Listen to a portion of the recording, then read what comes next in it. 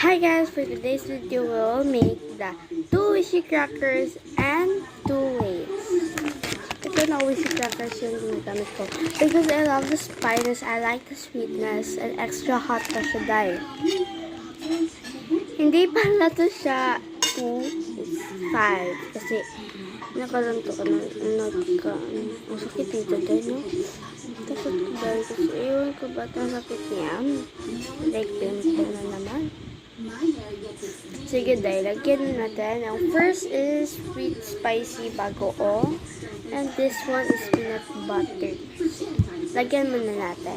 Tapos na tayo sa peanut butter and lagyan natin yung bagoong.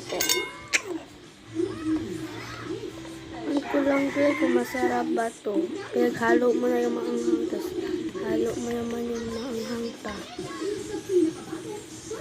Then, sweet and spicy too. It's so yummy. It's and this you can. Ito ang mention number.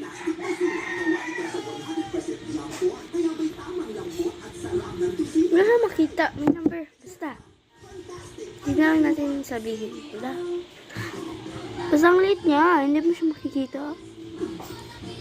Sige dahil nandito na yung bagoong. Tapos yung peanut butter.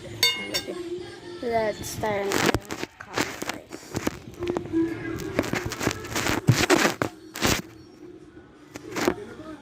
Yan. Sige, nakainan na natin. So, we have milk for a drink. So, unahin natin yung spicy. Let's eat.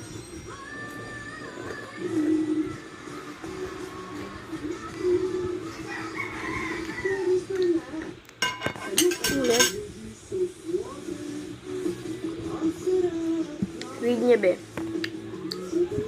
Peanut butter yung pinaka-exciting part.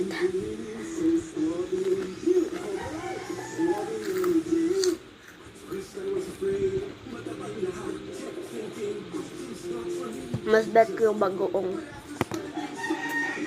Wala man bagoong dahil. Ito bagoong yan. Tara. Tamis niya.